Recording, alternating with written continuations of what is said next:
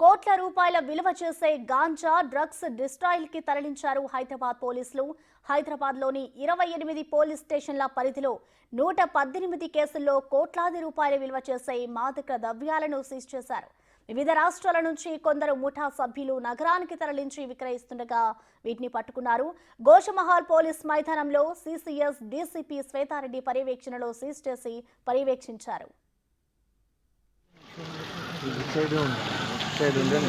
Madam అటు side ఉంది, మళ్ళీ అటు సైడ్ ఉంది. సీజ్ చేసిన వాటిలో 538 కేజీల గాంజా, 1 లీటర్ యాష్ ఆయిల్, 15 కేజీల అల్పోజోలం, 2.5 గ్రాముల చెరాస్, 21 గ్రాముల కొకైన్, 106 మిల్లీలీటర్ల ఎండిఎంఏ డ్రగ్స్, 1.3 గ్రాముల ఓపీఎంలు ఉన్నాయి. ఈ మాదక ద్రవ్యాలను నగర పోలీస్ కమిషనర్ కొత్తకోట శ్రీనివాసరెడ్డి ఆదేశాల మేరకు పొల్యూషన్ కంట్రోల్ బోర్డు డిస్ట్రాయ్ చేసే కంపెనీకి అధికారికంగా అప్పగించినట్లు డీసీపీ శ్వేతారెడ్డి తెలిపారు.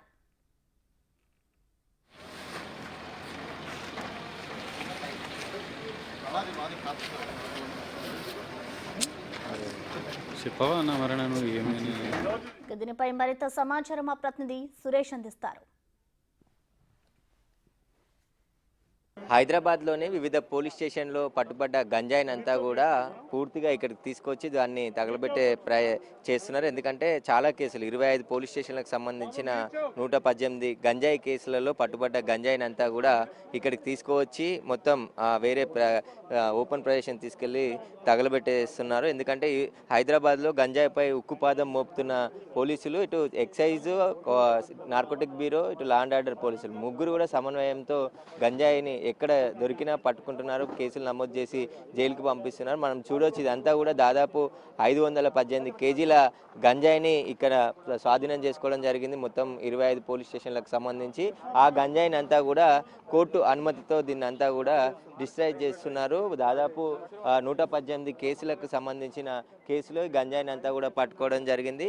ఇప్పటికే ప్రభుత్వం గంజాయి కానీ డ్రగ్స్ కానీ ఉక్కుపాదం మోపాలని ఆదేశాలు ఇవ్వడంతో ప్రతిరోజు ఎక్కడో ఒక చోట గంజాయికి సంబంధించిన సరఫరాదారులు కావచ్చు, వాడుతున్న వారి పట్ల కూడా కఠినంగా వ్యవహరిస్తున్నారు. ఇప్పటికే పాత నేరస్తులపైన నిఘా పెట్టిన పోలీసులు ఇంత భారీ మొత్తంలో 518 కిలోల గంజాయిని 25 పోలీస్ స్టేషన్ల పరిధిలో సీజ్ చేయడం జరిగింది. సీజ్ చేసిన గంజాయి అంతా కూడా కోర్టు అనుమతితోని ఇక్కడ మొత్తం అన్ని పోలీస్ స్టేషన్లకు సంబంధించిన కేసులకు సంబంధించిన గంజాయిని అంతా తీసుకొచ్చి పూర్తిగా డిసైడ్ చేసే ప్రయత్నం చేస్తున్నారు. దీనికి సంబంధించి ఇక్కడ కూడా వరుసగా దాడులు కొనసాగుతూనే ఉంటాయి. ఎవరైనా గంజాయి అమ్మినా వాడుతున్నా పోలీసులకి సమాచారం ఇవ్వాలని చెప్పేసి కూడా హైదరాబాద్ కమిషనర్ కొత్తకోట శ్రీనివాసరెడ్డి ఆదేశాలు ఇవ్వడం జరిగింది.